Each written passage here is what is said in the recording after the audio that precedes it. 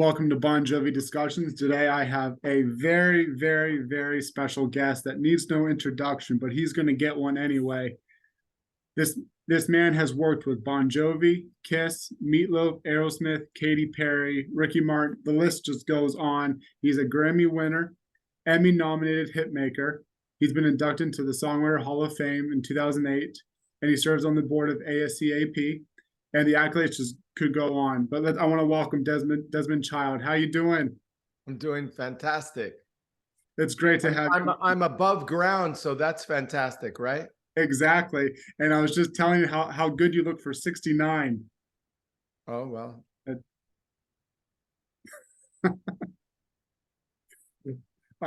So obviously I want to dive right into the book because for this interview, I kind of got to read. You mean this book?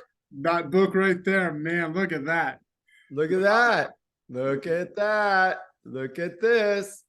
Woo-hoo. That's a lot of hits. Sure is. And that's not all of them either. No.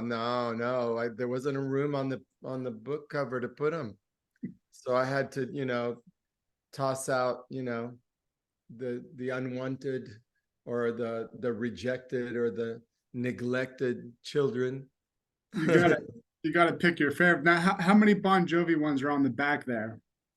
Let's see. Bon Jovi. 1, 2, 3, 4. 4 meaning Living on a Prayer. You Give Love a Bad Name. And then the next one is Bad Medicine. And then there's another one, Born to Be My Baby. Awesome. The 4 monster hits there. Well, as I was mentioning, prior to this interview, I got to read the book, and there's about 400 pages in that book, and I couldn't put the book down. It's so revealing, and it's so good because you kind of give, and it, as the author David Ritz says in the book, that you told him no off-limit questions, and you pretty much wore your heart on your sleeve, revealing a lot, not only with Bon Jovi, but all these other artists that you worked with. And it was kind of nice to get an interpretation from somebody that worked with these big name artists. You didn't sugarcoat anything. You didn't put them on this pedestal. You kind of told some stories that were pretty revealing, and I don't want to give anything away because I want people to get this book. What gave you this idea to make this book? I think it was one of those things that, you get to a certain age, and we started the book 6 years ago I started it with my collaborator, David Ritz, who's written a lot of music, celebrity, not even celebrity, legends like Ray Charles and Marvin Gaye, Aretha Franklin, their autobiographies, and where he serves as the ghostwriter. So it's really all in my voice. And a lot of it is because he would ask me questions and I'd answer them, and he would tape them, send them to the transcriber, and he built the whole book on my answers. Wow. How much did you hold back though when it came time to talk about, like for example, I won't give it away, but the whole Aerosmith story about meeting Joe Perry and Steven Tyler for the first time? I mean, how much were you just like, I'm just gonna reveal it all? Well, not all, but I revealed it all. I mean, the whole story is very charming, I think. Absolutely. So first day, dude looks like a lady. That's not bad. First one, hit it out of the park. First ball, boom. Yeah, and dude looks like a lady. That was about Vince Neil, correct? Well, yeah, inspiration. Yes, in a way, because he was the inspiration. I think what happened was, as Steven told me, well, first of all, when I walked in to meet them for the first time, they were working on a song called Cruisin' for the Ladies. And so, they had that backwards guitar that went na-da, na-da. And so then when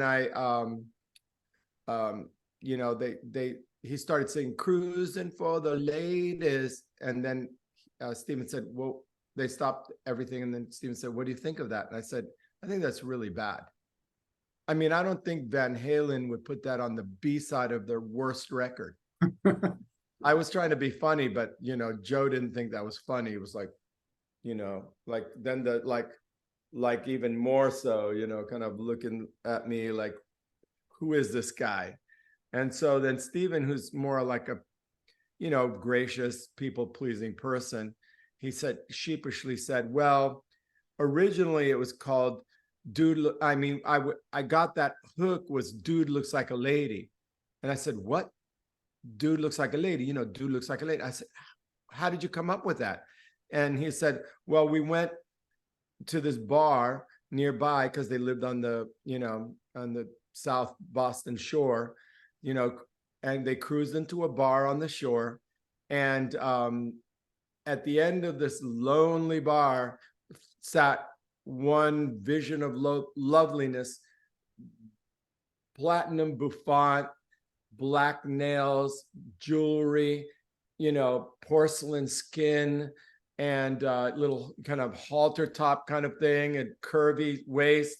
And they were kind of drawing straws who was going to go up and say hello, you know, with the, you know, the guys and the roadies and all this. And so suddenly this vision of loveliness turned around, and it was Vince Neil of Motley Crue. And then Steven said, oh, that dude looks like a lady. Dude looks like a lady. Dude looks like a lady. And so that's how the story happened. So when he said, dude looks like a lady, I said, that's a hit title. And Joe, you know, a little more like, we don't know what that means. And I go, okay, don't worry about it. I know what that means. Just go with me on this, you know. And I tried to retell the story, you know, you know, the cruise into a bar on the shore. Her picture graced the grime on the door. She was a long lost love at first bite. I don't know what that means. That was Steven's line.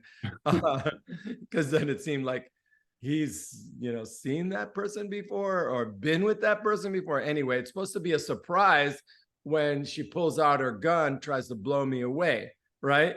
Right. But the thing is that what makes this song so great is that the protagonist doesn't run away. He stays. He likes it. And he says, my funky lady, I like it, like it, like it, like that. And so the whole song is, you know, basically, think about it, so ahead of its time.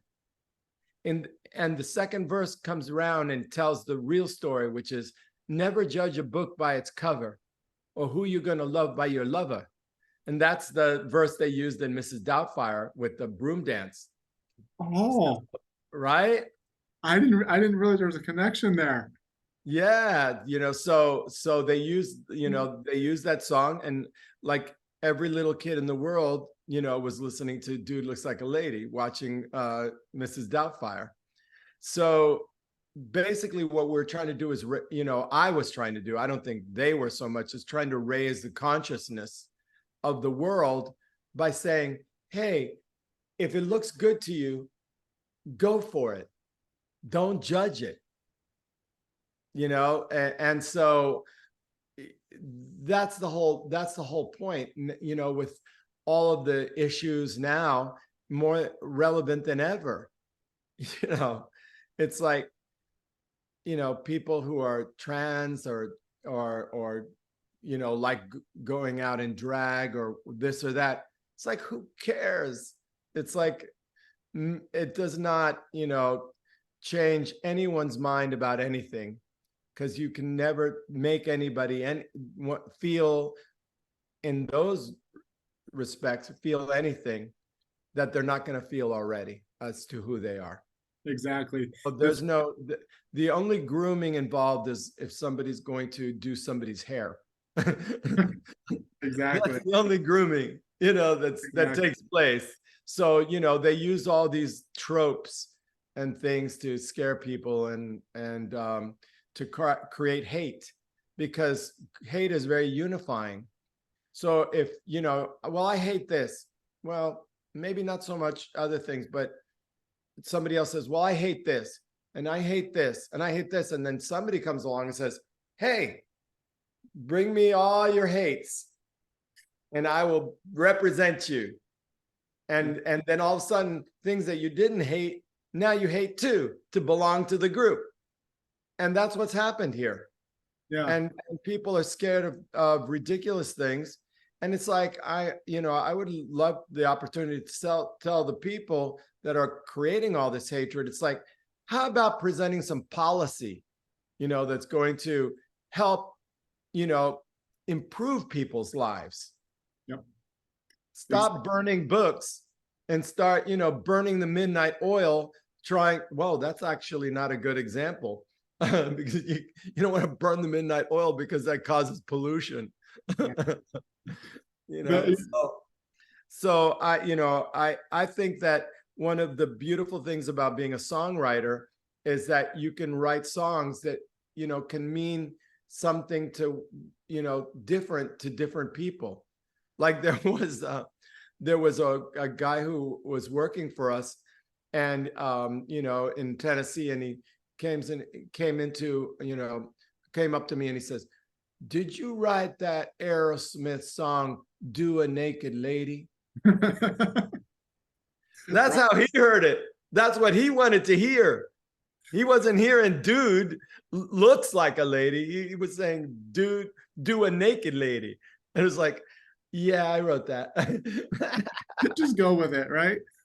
I just let him roll with it. I wasn't gonna correct that. I thought it was funny. But what I find, like the story that you just told about, dude looks like a lady, a lot of people don't understand. It's especially like when you read this book, you kind of understand more. You don't realize how much effort and work that goes into writing a song. A 3-4 minute song, people don't understand how much work it takes and the collaborations. And it's just this book kind of gave me more of a perspective on that. You know what I mean?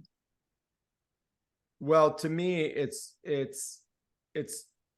when you put together a song, a lot of it's like eliminate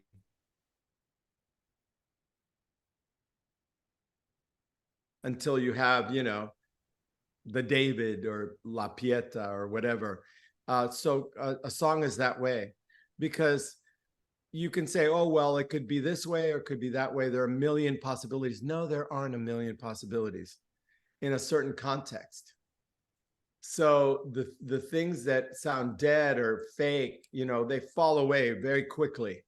And then the essence, is there. You just have to have the skill and the sensibility and the empathy or whatever to understand what the truth of the matter is, and only go for that.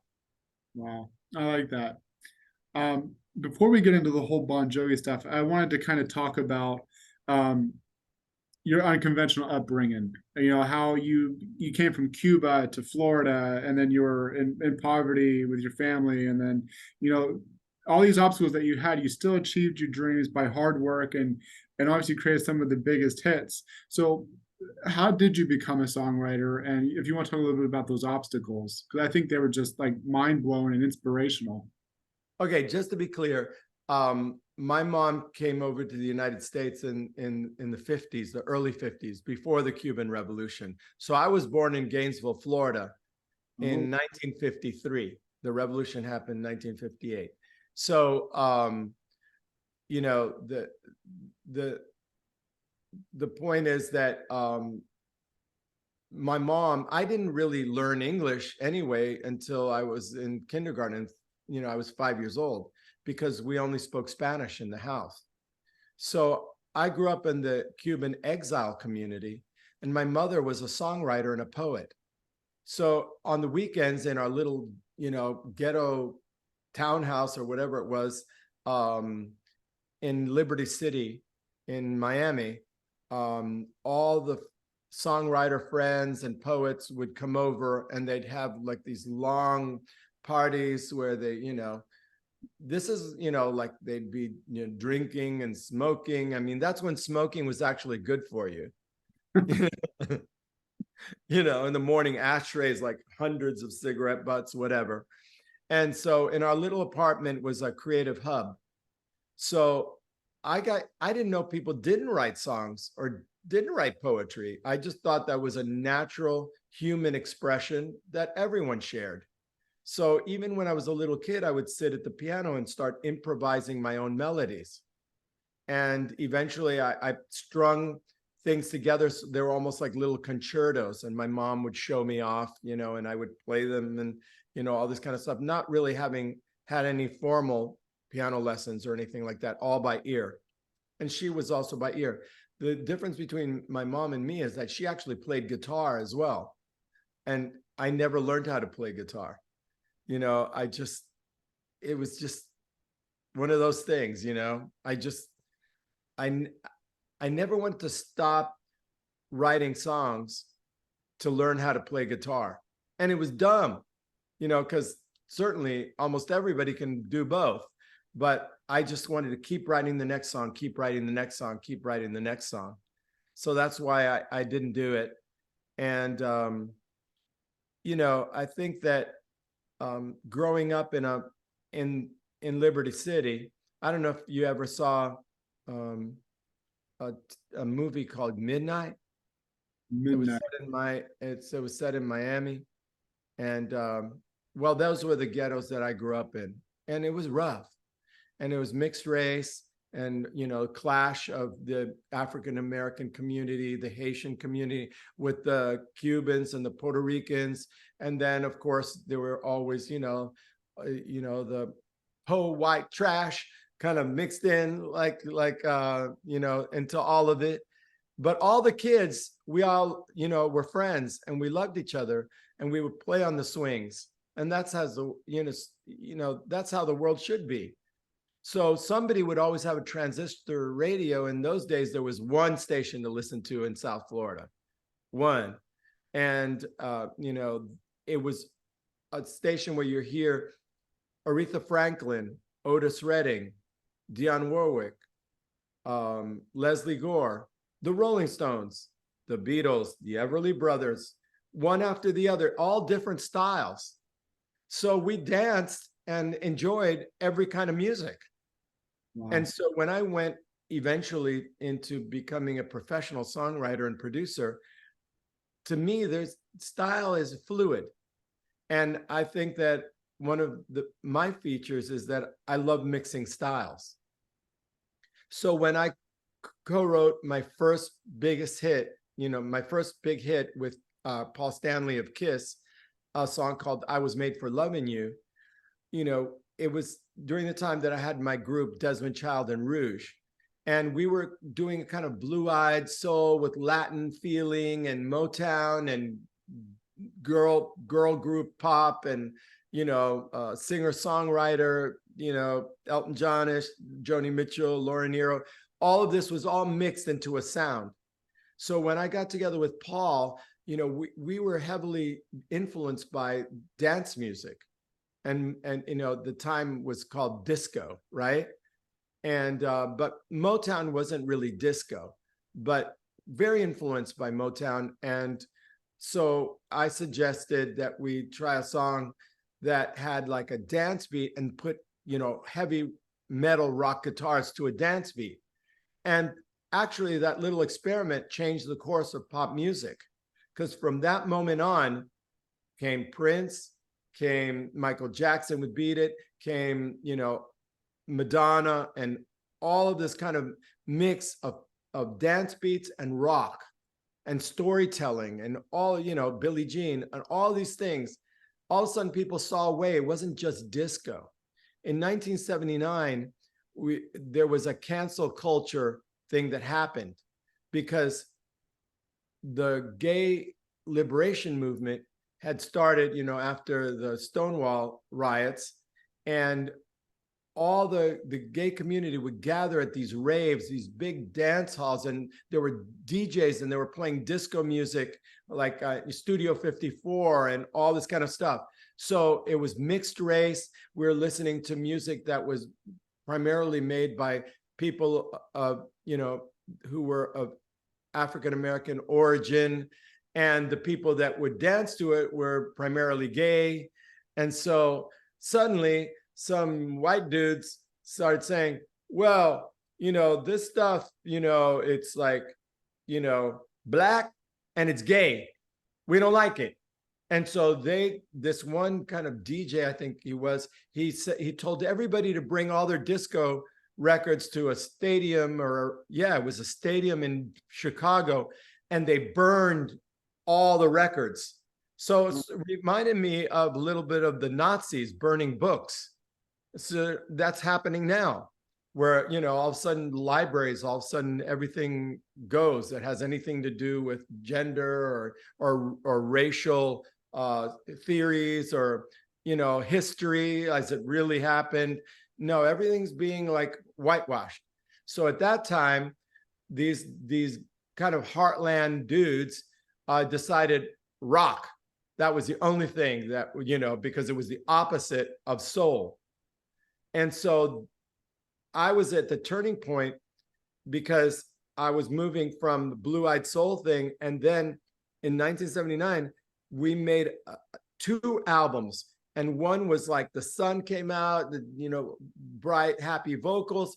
Then the second album we made 6 months later was influenced by, you know, East Village punk and Ramones and the Clash and all that kind of stuff, but with pop harmonies to it. That album was called Runners in the Night. This is Desmond Child and Rouge. And so with Kiss, I sort of walked into the rock world, and Kiss was touring Europe, and Bon Jovi was one of the opening acts. And Paul and John made friends, and Paul suggested, hey, why don't you get together with my friend Desmond? And so indeed, I got a call from John, and I went to write with them at Richie Sambora's parents' house, his little wooden house at the end of the marsh. I don't know, are you familiar with the Sopranos? Not the Sopranos, The Godfather one, where Clemenza goes and they go to this marsh, and then they shoot a guy in the head from behind, and he like falls over like this. And then, you know, while Clemenza goes to the side of the marsh and was peeing and whatever, he comes back and he says, leave the keys, take the cannolis. Remember that? Yeah. Okay, imagine that setting, and then Richie Sambora's parents' house. Wow. On the edge of a marsh that, like, as far as the eye can see, a refinery, and then in the distance, you kind of could see the Statue of Liberty. You know, it was like, wow, you know, very, very kind of, and the marshes were all brown, looked like end of times, like, you know, very desolate. And that's where I met them. And I walked in, and Richie opened the door. I made a left, and I could see Richie's bedroom off to the left on the ground floor. And there was a big, you know, there were Kiss posters and all this. And there was a picture of Farrah Fawcett in the one-piece red bathing suit, right? You know, on the wall. And then I walk into the kitchen, and there's John on the wall phone, avocado green, you know, on the wall phone. And he kind of like nods like, hey, you know, like, you know, I'm on the phone. He was probably on the phone with his manager, Doc McGee. And so they were writing and rehearsing in the basement. So I'm led down to the Silence of the Lambs, kind of damp, dark, you know, basement. And there was this Formica table teetering. And there was, the little keyboard they had gotten for me was like half on, half off. There were guitar amps buzzing. There was a space heater buzzing. And, you know, like one swinging light bulb or something. It was like really like that. And so eventually John came down, and Richie was trying to do his best to, you know, be a host. You know, can I bring you some water? You know, like that kind of thing. And so fine. And John comes down, and, you know, chit-chatting a little bit. And then I said, well, guys, I have a title. And I literally had it written down in my back pocket. I opened it, said, "You give love a bad name." And suddenly John's face came to life, and I saw all those teeth and that billion-dollar smile. And I knew that guy's a star. And, you know, and he threw in Shot Through the Heart, because he had written a song called Shot Through the Heart before.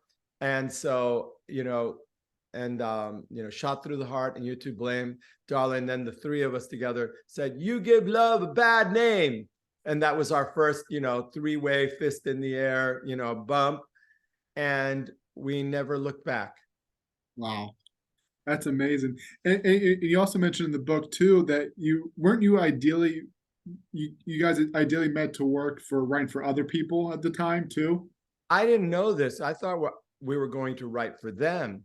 And then many years later, John confessed that they had met with me to try to get covers of songs that they would be co-writing on to make money to help keep the band going. Like if they could get a big star or somebody to do a pop song, let's say, because they saw me as a pop writer, not really rock. And so then we write You Give Love a Bad Name, and it was like, okay, I think we're going to keep that one. And then never looked back when we wrote Living on a Prayer and, many great songs. Is it true that Bad Name almost went to Loverboy? There I was never heard that. okay. There's been rumors over the years that Bad Name almost went to Loverboy and they almost took it, but then John decided it was going to be a major hit and kept it. But I don't know if They there's any. never told me. That's interesting piece of information. I never knew that because they never, kind of shared with me that they had, made a demo and were pitching it out. Yeah. I didn't know anything. And so I'm glad that they kept it. Yeah, obviously, I don't think Loverboy would have been able to. All respect to Loverboy, obviously, but I don't think they would have been able to make it as big of a hit as obviously Bon Jovi did.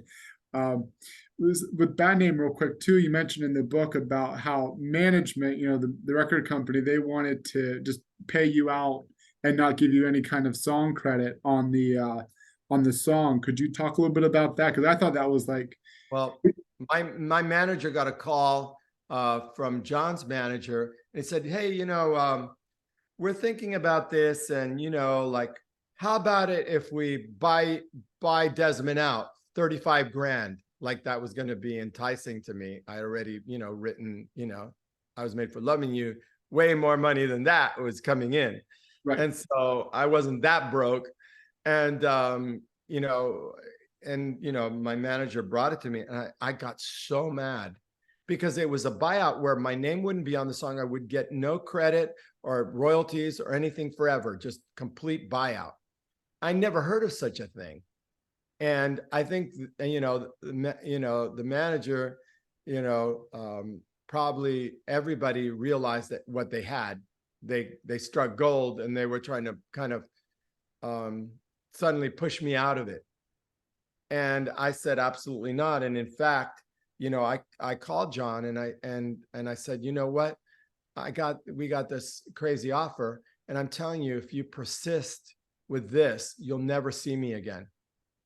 And to his credit, he went back and told them to, knock it off. Yeah. And ever since then, we've always split the songs equally. That's amazing. And it's one of those things, the manager, to his credit, was trying to make the best deal he could for his band. Right. Because, of course, remember that he would get commission on, the profit. So there was always a self-interest there. But you can't blame people for trying to make it better for themselves, but at the same time, like in Nashville, they have a word, they have a saying called "say a word, get a third." Okay. So if you're the guy that went out for the Starbucks and then came back and the song was written, you're still a third writer. Yeah. And that's, honor among thieves, I guess, so it was one of those things that I always insisted on. Like, if it's 5 writers, then 5-way, whatever. Right. And so that's one thing that I've really stuck with, because if people start nickel and diming, well, how many words did you come up with? And start counting up the words in the song, and, how many notes did you come up with? I mean, that's a quick way to end a creative relationship that could be very, very profitable. And like I said, to John's credit, he told them to knock it off, and it was all good Yeah. after that. Yeah, I was just like amazed by that story. But like you said, John made it right. And then you also kind of understand where, Doc was coming from too, with the profit in and trying to make his band more money, blah, blah, blah. And brings me to another point too. It was a different kind of music business than I was used to. Let's just put it that way. Were you familiar? So obviously, Slippery was either the Make It or Break It album for the band. Were you kind of, before working with John Ritchie, were you kind of familiar with the debut and 7800 albums?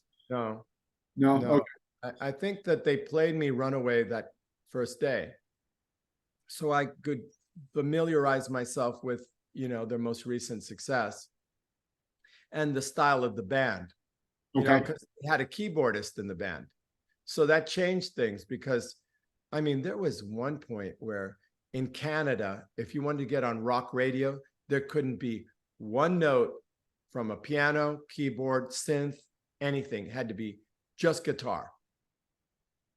So we would do songs just mixed for Canada, where we pull out, not Bon Jovi, but with other bands, we pull out all special effects, synths, everything out, just rock guitars, and hope, that they would go with it. Isn't that a strange thing? Like keyboards weren't cool. I know.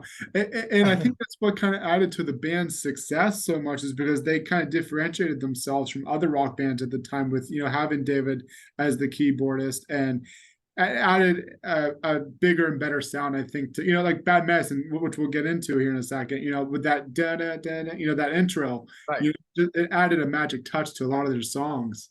But with Prayer, obviously, the story about, John didn't want to put out Living on a Prayer on the album.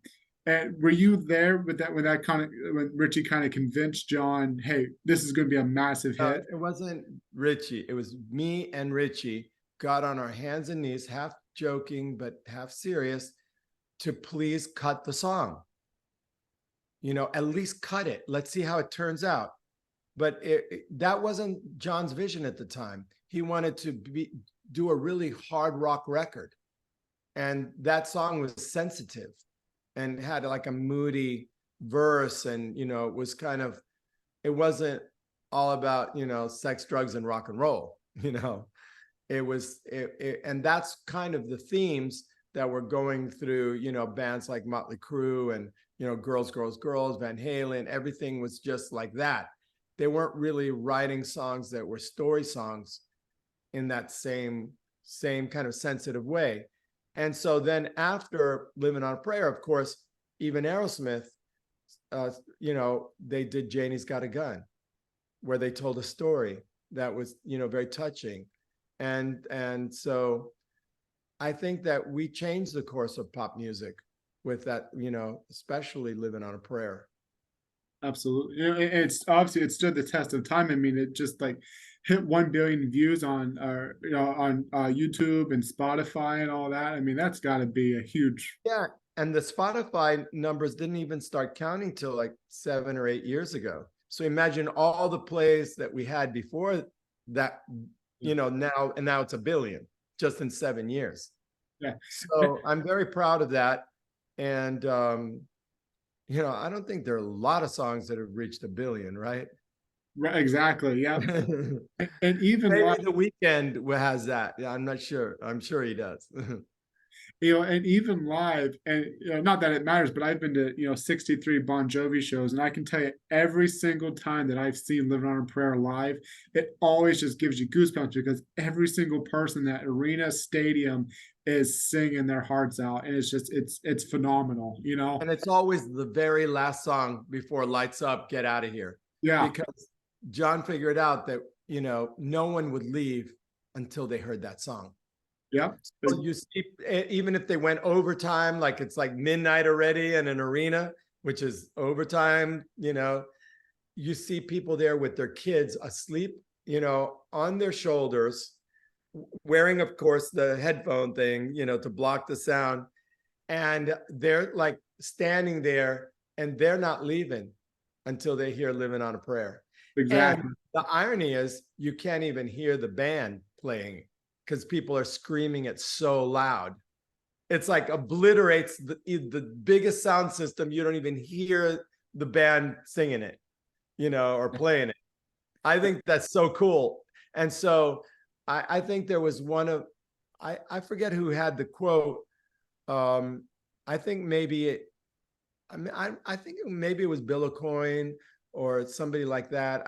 Forgive me that I'm misquoting, but they say when you go to see whether to sign a band, you don't watch the band, you watch the crowd. Because then you know whether you've got something or not. As nice as the band might be, or handsome, or great songs, or whatever, if the people in that room aren't going crazy, you walk away. You don't sign them. Yeah, that's true. Because at the end of the day, it's the fans that make the band money and so forth, Now going into New Jersey, obviously, Slippery became this massive album and everything.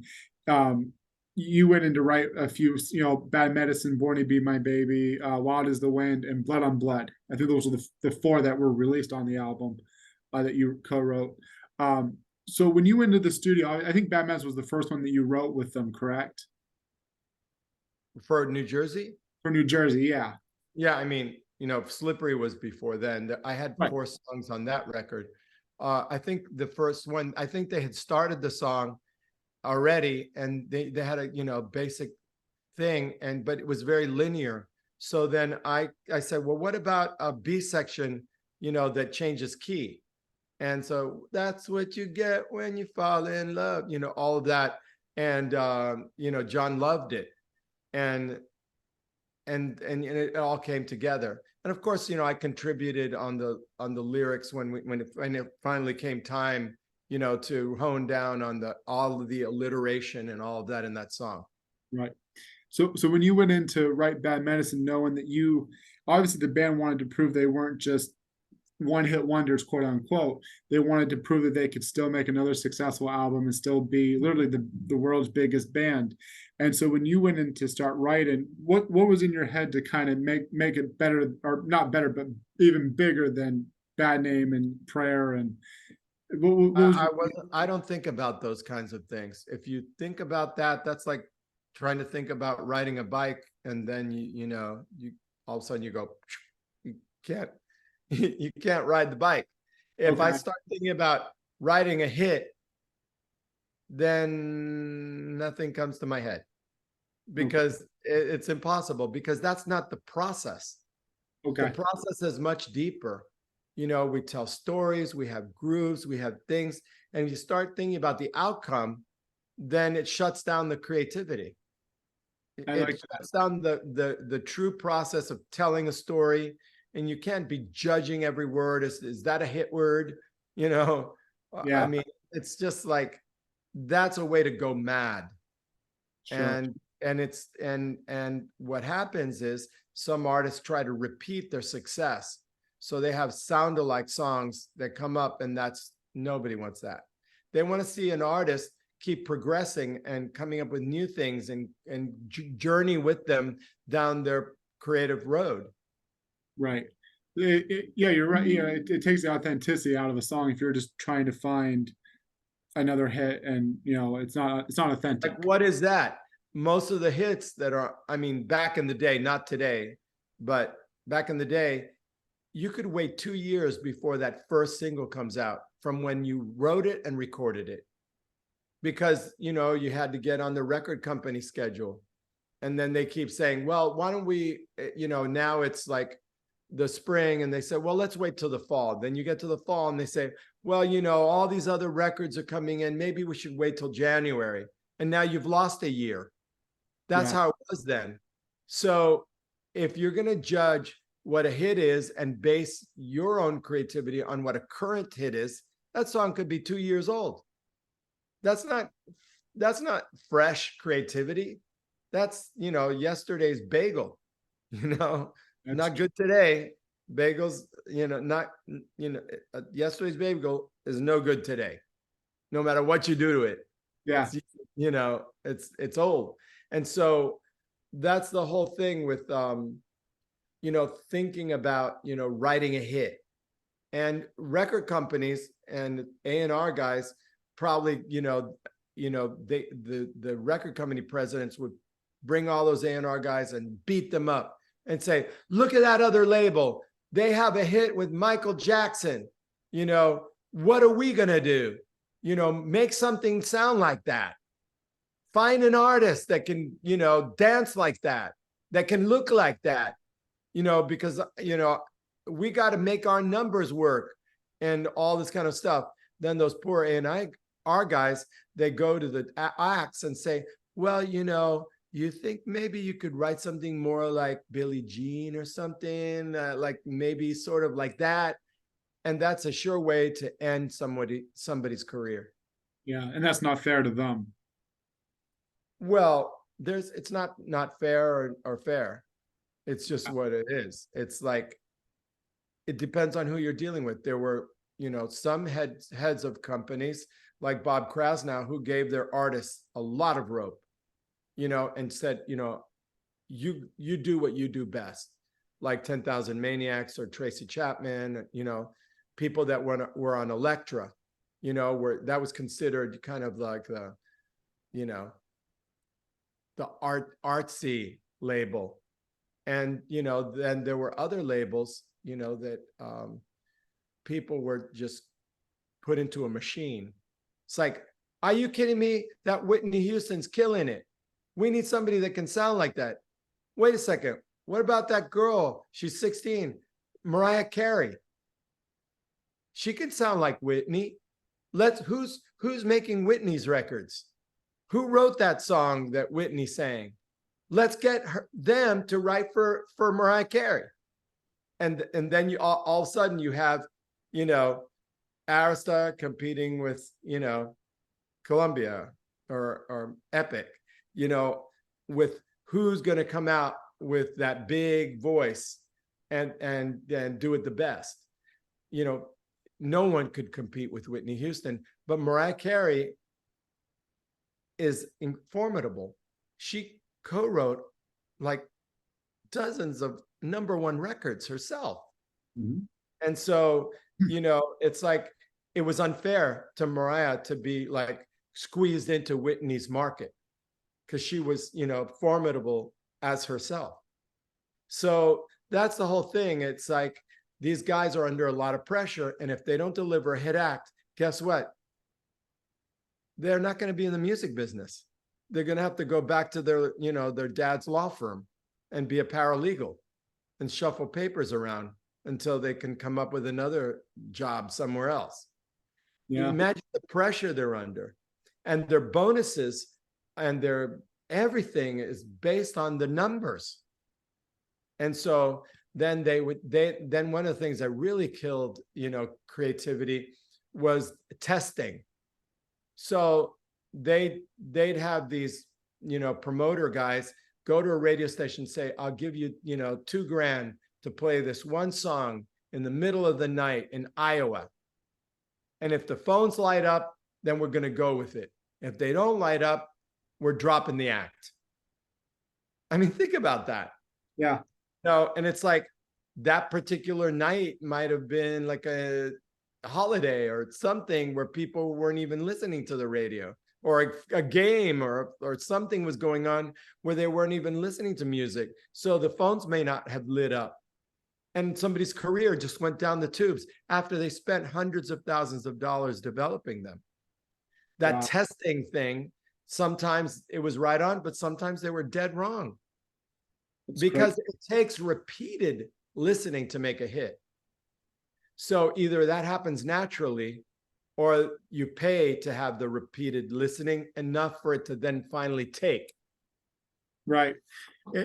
It's like songs that kind of grow on you too. I think as a listener, as a fan, I think sometimes too, when we first listen to an album, we find our favorites, listen to those for a while, and there's other songs that it takes time for those songs to kind of resonate with you and to kind of grow on you. You know what I'm saying? That's what I'm saying. Repeated listening. So when you go to see the show, then when the chorus comes and you know how to sing it. Hold on just 1 second, okay? Absolutely. Oh, hold on.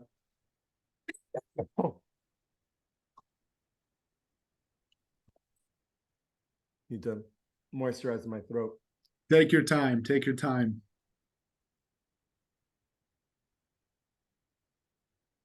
Okay, ready. Okay. So back into, New Jersey.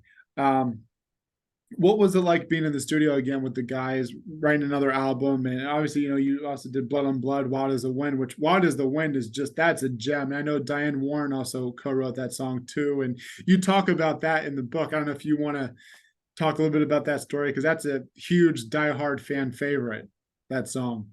Well, to confess, I was at that time living in this kind of culty commune in Virginia, near Charlottesville, Virginia. And Diane Warren actually came there and stayed at a hotel or whatever. And I had this little writing room that had some records, like LPs.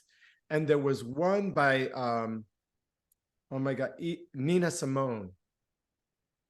And the name of the album, I just, like, my eyes just fell on it, said Wild as the Wind. And so I said, okay, let's write a song called Wild as the Wind. And so we started it, and then we went to New Jersey together to present it to John and Richie, and John loved the title. And we went and co-wrote that song together.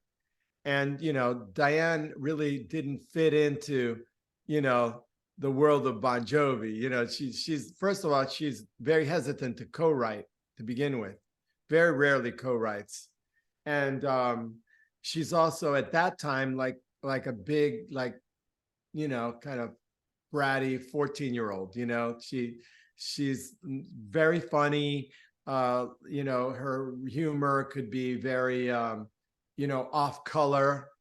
And she was so like herself, and John was like, I don't know, this isn't cool, so because I love Diane, and I knew that we could write great things for them, because I didn't see her. I mean, I just looked at her talent. I wasn't kind of judging like whether she going to fit into first of all, she was a woman, and she wasn't feminine, and it didn't, if you're going to be a woman, then you got better look like, Heather Locklear, no, she's very androgynous, and it didn't fit the Bon Jovi mold. But hey, neither did I at that time. I was like wearing, like, almost looked like a Mormon, Bible peddler, kind of thing, with a little, shirt, and, well, I look more then like I look now, the shaved head, it's like kind of crazy. And so, we were there writing, and she got some coffee or something and took it into the bathroom, the guest bathroom, very fancy house, the big house, right? And they had a powder room with really fancy towels. And she spilt the coffee, and she took one of these fancy, like, embroidered, like, towels, and wiped the floor with it, and put it back, and then John went in there and saw that, and he was so pissed. It was like, oh my God, this girl, she's such a klutz. She always spills a drink. She's so she's like that. You could be at a restaurant, before you know it, there's a glass spilt, and she always would come with a bird, and the bird would be on the table pecking at everybody's food. I mean, it was like, it's nutty. She's much more sophisticated now, that she's the Oscar, writer, she's had, I think, 14 Oscar nominations, hasn't won yet, but they gave her a Lifetime Achievement Oscar last year, maybe, to shut her up, so anyway, I love Diane, absolutely love her, but she rubbed John the wrong way, especially when John saw those, like probably like $200, hand towels, like all messed up, right? That's funny. But did he eventually warm up to her once you guys got right into Wild as the Wind? I mean, did he? No, he never warmed up to her. No. she got kicked, shit canned out of Rumson, New Jersey so fast.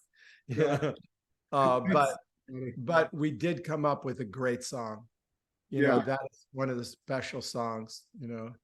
And you know, we've written really cool songs together, like We All Sleep Alone, which is the song because I was producing Cher at the same time. So I asked John, do you think, because he didn't want to cut it, he said, that's a chick song. I don't want to sing that We All Sleep Alone. So, because it was moody and kind of like, and so I said, well, can I give it to Cher? He said, yeah, like whatever. So, but maybe that went along with their former plan of getting people to cut their songs. So, of course, that's how Richie met Cher. Okay. And then they were together for a long time. And so so me and Richie and John, we co-produced We All Sleep Alone. And they also played, we co-produced and they played a rock version of Bang Bang. You shot me down, bang bang. So the original song was dun dun dun dun dun dun. dun. It was so like gypsies, tramps, and thieves, kind of like, maybe it wasn't quite so much like that. It was like moody. And she was like 16 when she sang it originally, produced by Sonny Bono. So the song was only 2 minutes long. So I had to go to Palm Springs, and he was the mayor of Palm Springs, and ask him to write another additional verse, which he did for me. I sat there while he wrote it, and I didn't contribute. I just made him do it. And we cut the song, and it has like most amazing arrangement, listen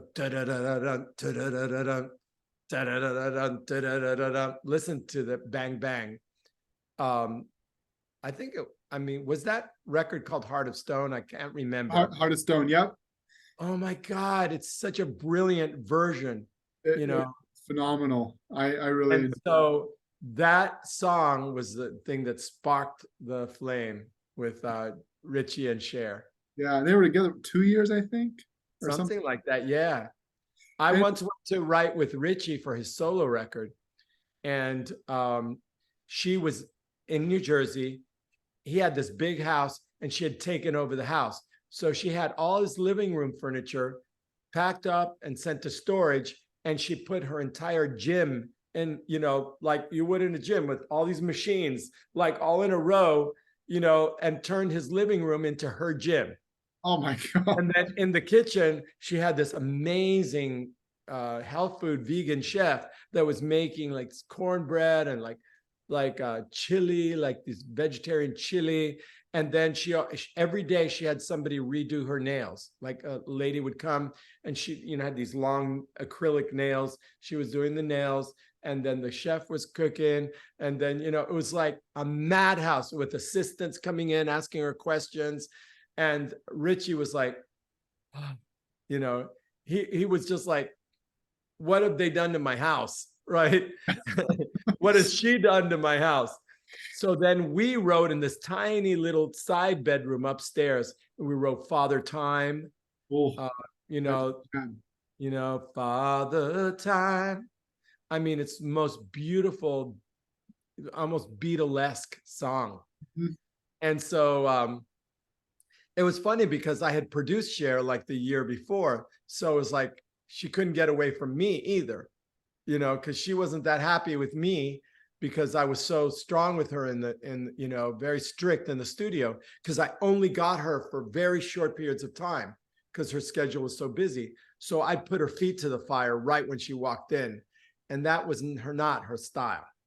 Right. She wanted, her assistant to make her tea with the honey and with the everything, just so. And I was like, no, you got to start singing right now.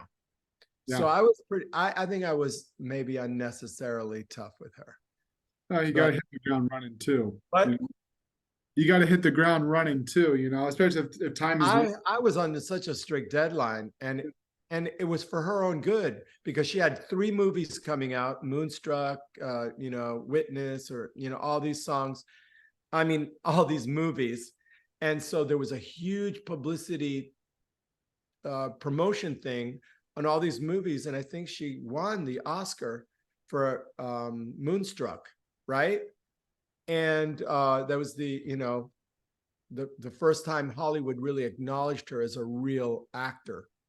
And so I wanted to make sure that the album was being promoted through all of this, and it was, and it did, and she was a hit. And all of a sudden, what was a Vegas act that nobody cared about became like the rock diva. And she, you know, and then Diane, I brought Diane into it. Diane played her Turn Back Time. I helped Diane and her co-producer Guy Roche to get the track together, not the track, but all the background vocals together. So I sang that with Maria Vidal and Robin Beck and kind of arranged them, you know, can't, you know, turn back time, find a way. You can hear my voice in there. Oh, really? Yeah, because I sang with them, and we like quadruple tracked it, and it was really great. Oh, I never knew. I knew you co-wrote. I never knew that you were on the vocal track or the back. Well, I arranged it and sang on it. Yeah. Yeah. And so, you know, the shared days were really fantastic. I worked on 2 of her records. Yeah, she's Just Like Jesse James was one of them. And you know, with Bon Jovi had a huge influence because I got asked to produce Alice Cooper, who had, you know, had been, you know, not really selling records for a long time. I mean, the record before the one I worked on sold 15,000 records. The record I made, Trash, sold 4.5 million records. Trash is a phenomenal record. You know, Poison. I got all of my friends, including Bon Jovi, to play and sing and co-write for that record. It was like a guest album. Joan Jett, Kip Winger, Kane Roberts. You know, it was the Aerosmith. They were on it as well. So that helped to bring all of the fans from all of those other groups focus back on Alice Cooper. And, you know, to this day, he can't do a show without Poison. And right now he's doing Bed of Nails as well. And last year, we did an evening of my music at the Parthenon in Greece, in Athens, Greece, called Desmond Child Rocks the Parthenon. And which I love. I love that. He's one of the guest artists. He comes out singing Poison. And this is a kind of very holy kind of amphitheater. It's a 2,000-year-old Roman amphitheater, you know, that a Roman built in Athens. And the Parthenon, of course, is 2,500 years old. And they have very strict rules. You're not supposed to have a phone out. You can't, you know, you're not supposed to, you know, film anything. And, you know, when Alice Cooper came out, the Minister of Culture, who's very strict, was caught on camera filming Alice Cooper with her phone and mouthing the words to Poison. You know, the one that's like so strict that invented all these rules. And she did it herself. And I also got everybody to light up their phones, like the flashlight thing. And for this song that I wrote with Zed and Rock Mafia called Beautiful Now. And it goes, let's live tonight like fireflies, and one by one, light up the sky. And it just was like all the phones lit up. Never had happened. In 2,000 years, that never happened. But of course, cell phones hadn't existed not more than like 20 years. Yeah, now they do. How long has the iPhone been with a flashlight in it? How long is that? Like 10 years. 2013 they started with the flashlight. So 10 years. Yeah, it hasn't happened in like 2,000 years or even 10 years. And so that was very exciting with Alice Cooper. And you know, he's just the best person. Yeah. I just him. And the album we made, the reason I bring it up, because it had a lot of the Bon Jovi anthemic sound that we had been developing. You know, I kind of brought in, you know, those kind of lifting chords and modulations and, you know, like that song, House of Fire, that we wrote with Joan Jett. House of Fire, House of Fire. That was supposed to be for Joan. Joan and I had started the song, and then I finished it with Alice, and it turned out so good. So oh, I'm sorry. no, I'm just saying, I'm just reminiscing now. And even Bon Jovi's demo House of Fire was obviously, I know they weren't ever going to put that on in New Jersey, but even their demo that was really good. And you mentioned Joan Jett too, who I'm a huge fan of, and the song "I Hate Myself for Loving You." You originally brought that to John, right? And it was like, I hate myself because I can't get laid. Correct me if I'm wrong. No, that's wrong completely. Okay, I wrote the song. I wrote the song with Joan Jett. The very first day I met her, we wrote that song. Another song where I had one of those opposite titles in my back pocket. You Give Love a Bad Name. I Hate Myself for Loving You. Heaven's on Fire. All of that tension of opposites, right? Right. And Joan didn't want to sing a song that had the word love in it, because she was like famous for "I Love Rock and Roll," which she didn't write. Right? I think this British pop guy had written that song. And so, I wrote that with Joan, and I produced it. And I played John, the mix of "I Hate Myself for Loving You." And he like looked at me and he said, "Fuck you," and just walked away. You didn't like it? I think he liked it. Oh. But it was like, why are you giving her that hook? It was like, and it was, I think he did say something like that. And I said, well, I actually co-wrote it with her. It's not like I could have like saved it. It like, came out in the session, right? Right. But it was cute the way he said like, "Fuck you," and he like walked away. I think Joan was the perfect one to record that, though. But I'm so glad you kind of clarified that story, because the internet has so much misleading information anymore. And I always thought that was the story, that you originally brought it to John and John didn't like it, and then you gave it to John. Oh no, it was completely done. He liked it too much. Right. That's Yeah. what. And then this was like during New Jersey. He was like, okay, come on, we got to find hooks. Yeah. So it was like during that, one of those processes. Yeah. I would have loved to hear a demo of them recording that, though. That would have been amazing. But yeah, I just want to ask you a few more questions and I'll let you go here. But what's your recollection of Hearts Breaking Even on the These Days album? I don't have a recollection.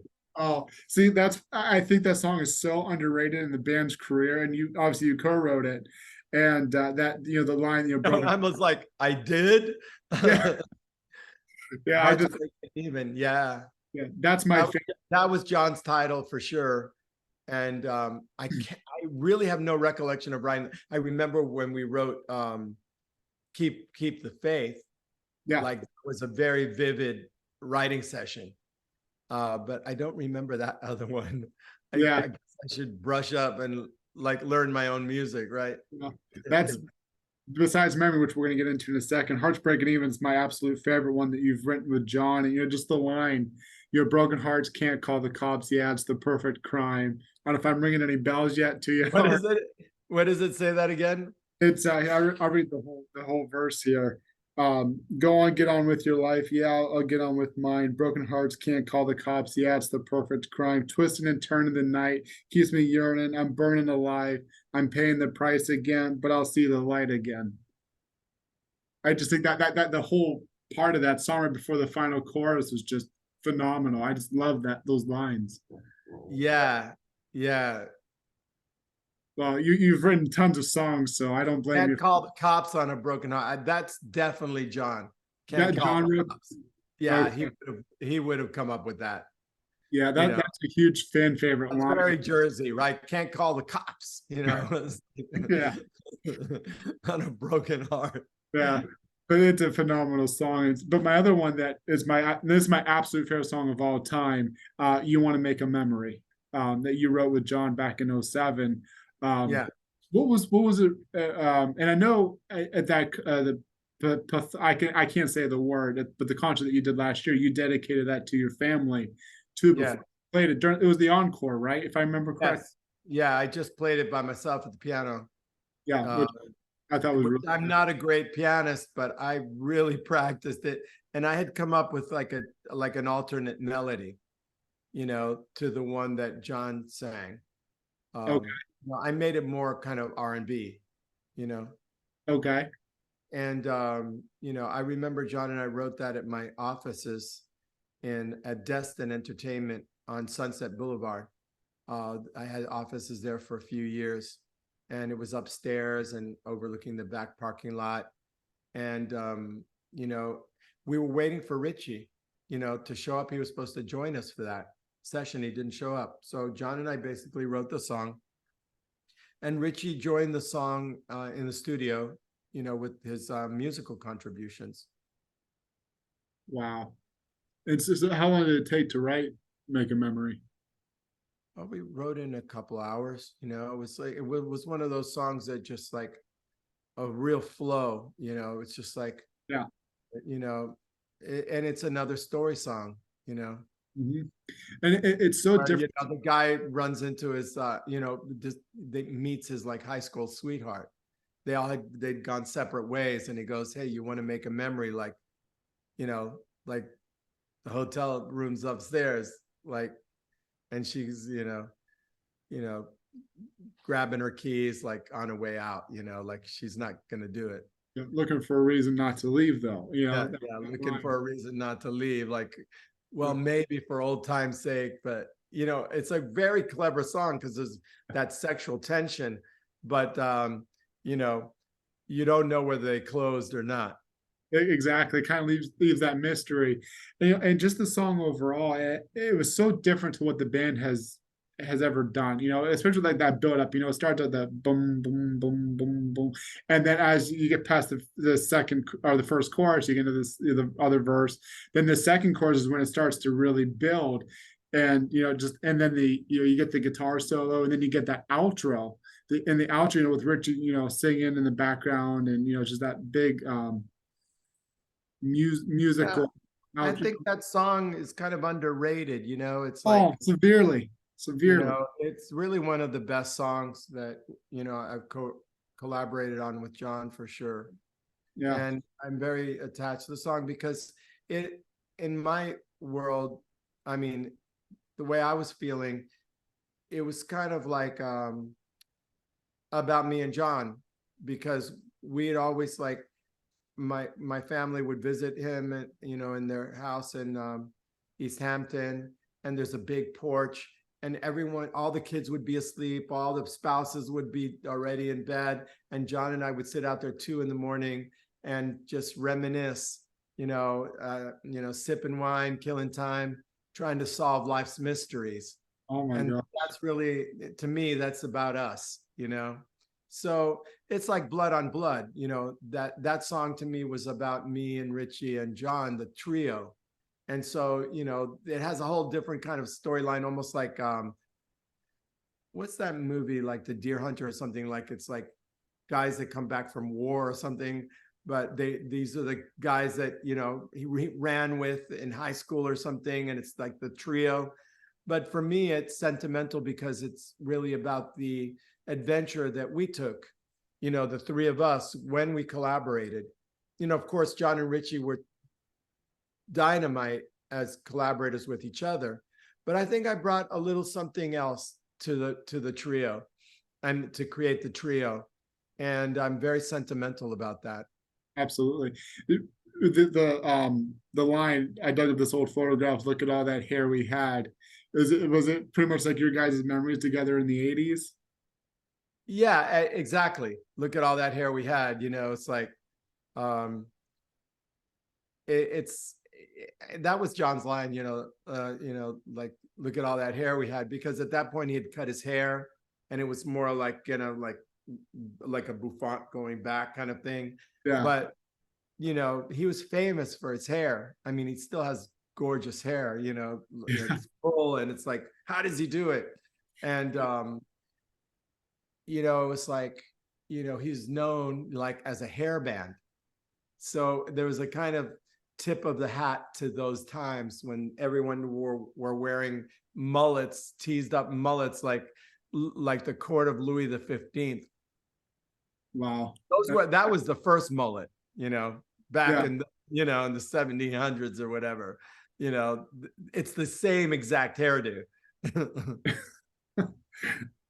Excuse me. My last question to you is keeping up with, well, I shouldn't say keeping up with, but how do you think it's progressed right with John and Richie, from obviously the last song that you wrote with them was Army of One on the What About Now album, but from 86 all the way to 2013 you've written on different albums, I think just except Crush, right? I think didn't you co-write one song for Crush but didn't make the album? I'm not sure. I don't remember. Yeah, but anyway, there were a lot of songs. I think all the songs made it onto that big compilation. oh, that's right, the box at 100 million Bon Jovi. That's right. Yeah, that's right. Yeah. So all these songs, I don't know. I think there was even the original demo of We All Sleep Alone might have made it onto that. I'm not sure. They It did. didn't. No, unfortunately, I wish. His own version, the demo maybe got lost or whatever, was fantastic. Of We All Sleep Alone. Yeah, I think it's somewhere on YouTube. To be honest, I think it's on YouTube. That Really? I think so. Yeah, I'll have to look for it. But how has it, writing with John for the first time in '86, and then obviously with 2013 with Army of One, what was the like to? How's that progressed for you? Like, can you go into the studio now together and just like, okay, I know what John's focus is, I know what he likes, and he knows what you like. You guys just hit the ground running, essentially. Well, it always stems from a conversation. The songs grow out of something. They're not out of nothing. And then we get on a roll, and then it's like ideas are flowing, and we're in the moment. We're in a special sacred place. And when we're writing, it's like there's nothing else, just that moment, just us and the song. And that's one of the precious things. And really, when I look back, I'm so grateful and that I've had that in my life. It's kind of like some people go through their life and they've never fallen in love. They go through life and just didn't happen for them. Well, for me, it happens every time I write a song, especially with somebody like John and with Richie. It's like being in love again. It's like that adrenaline, that feeling of, passion, and, it's all there. And I've been so lucky. I've had that feeling so many times and reciprocated, and I'm just the luckiest guy in the world, especially the day that I met John Bon Jovi and Richie Sambora. I mean, that, and you say it with Bad Name, it kind of opened a lot more doors for you too. That were, like some people weren't returning your calls and stuff, and then Bad Name came out, and all of a sudden you started getting all these different phone calls, and people wanted to work with you. You just opened this entire roadway for you, and I think that's phenomenal. Well, that's what a hit can do. Yeah, but then you have to know what to do with it. Because a lot of people have hits and everybody calls them, they become like the it person for that year or whatever, and then they don't have any more hits. Yeah. But I always made sure I delivered every time. Yeah, because I think you've always had a #1 each decade, correct? That's right. 170s, 6 decades, I believe. Yeah, 6. So it's 70s with I Hate Myself. I Was Made for Loving You. And then came, all the songs that was 70s, 80s, all the songs in the 80s, Bon Jovi, Aerosmith, all of that. The 90s came Ricky Martin, Livin' La Vida Loca at the end of the 90s. And I had Billy Myers before with Kiss the Rain and stuff. And then in the 2000s, continued with Ricky Martin with She Bangs, and then did songs for Kelly Clarkson and Carrie Underwood. I had a #1 with her, Inside Your Heaven, that I produced. I didn't write that one, but I produced it. And then 2010, I had Waking Up in Vegas with Katy Perry. Then we go into the next set is maybe Beautiful Now with Zed. And then the next set is Ava Max, Kings and Queens. Which I love. And I didn't realize you co-wrote that. I've loved that song since it came out. I didn't know you co-wrote that until like 2 days ago. And I'm like, what? I love that song. And it's like, and I think that's a song that kind of proves that you've progressed as a songwriter, and kind of, when you're going in, you're staying authentic to yourself, but you're also keeping up with what's current out there. And I love that Kings and Queens song, I think it's phenomenal. Yeah. So I'm good till 2030. So I don't need to have a #1 till then. Yeah. Yeah. But it'd be nice to, but I don't, to keep my record, all I need is one in 2030 and then I'll be set, with like what, 7 decades of #1 hits. Exactly. And and your music is always going to be timeless too, so I hope so. It will be, especially it seems like the songs have a life of their own. Mhm. And in some cases, people know the songs, they don't even know who sang it. Like all around the world, they know the song, but you might say the name of the artist and they're looking at you like they don't know. They know the song.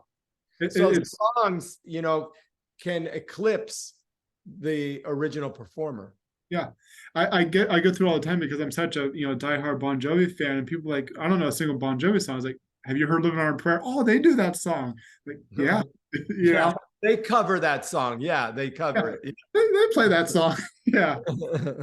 So, but anyway, not only just for coming on the podcast, I also want to thank you for all these songs that you've wrote that have impacted my life and have meant so much to me over the years.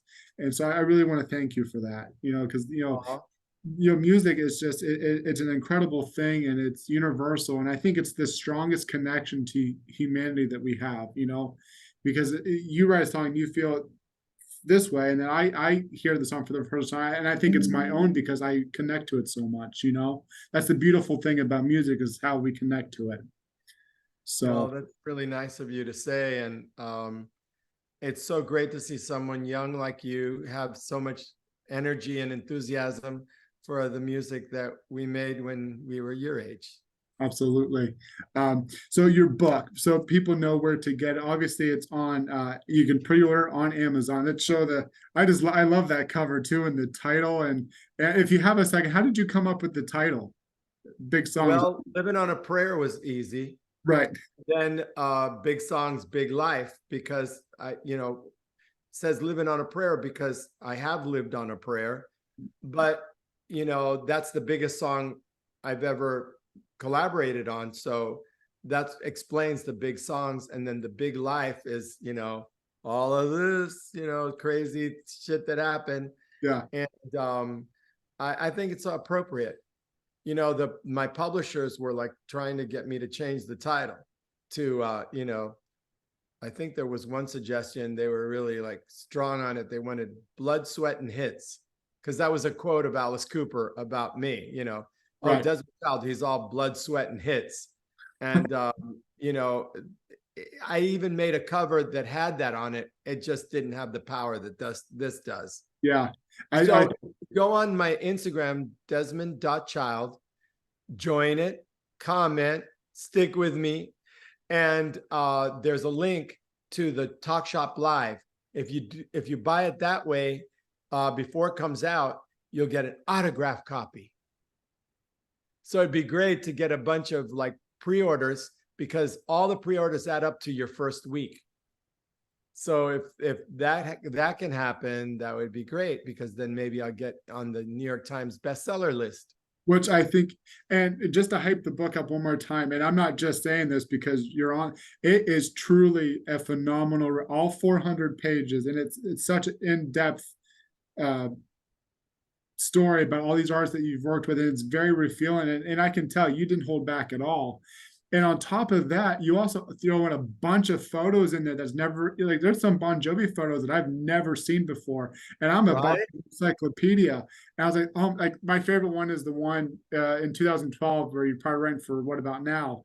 And John's just, you're at a desk and John's sitting in front of you, and you can tell he's concentrating on what you're Right. going to write in. Just so many phenomenal photos in there. And it is worth every penny, I think. It really is. Thank you so much. And for anyone who's a fan of Bon Jovi, I think that they should be my fans too. Absolutely. And follow me because I have lots of content, and I even have a skin line I'm coming out with, so that anybody could look like this when they're getting ready to be 70 years old. That's great. Oh, by the way, I just got this whole Celtic tattoo thing in Northern Black in the north of England. Wow. Go on Instagram, look at Northern Black. And this guy's a genius, Peter Madsen. It's like, wow, Wow. it's like there's the bear, the raven on my back, there's a wing, and then the god, it's like I have like this god mask. And I mean, I went all the way. Like I didn't even know it was going to go that far with it. It Yeah. was like, oh, maybe a little bit on my hand before I knew it. It was like, what? But I love it. I really do love it. And because I really got into Vikings and The Last Kingdom. Did you ever watch The Last Kingdom? No, someone just recommended that to me the other day, and I put it on my to watch list. Oh, it's so good. Yeah. But I went to the castle that they're always talking about in that show. Okay. And it's north of Newcastle, and it's like Viking territory. Wow. So I'm just like so into it. And so it's like, it's a fantasy, it's a fun fantasy. But at my age, at least I know one thing: this tattoo will never fade. Nope. It never will turn into like one of those sailor blobs, that people got when they're 19 and then now they're 80. It's like, this is fresh, man. It'll never fade. It'll last on you. It's sort of like the ink nowadays is, it stays with you a lot longer and all that. But yeah. So, well, anyway, I'm going to end the recording just a second real quick, but I want to thank you for coming on again. And it was just absolute pleasure to kind of get to know you a little more as an artist. And, I have so much respect for you. So thank you. Thank you so much. Thank you so much. Okay. Let me end this real quick.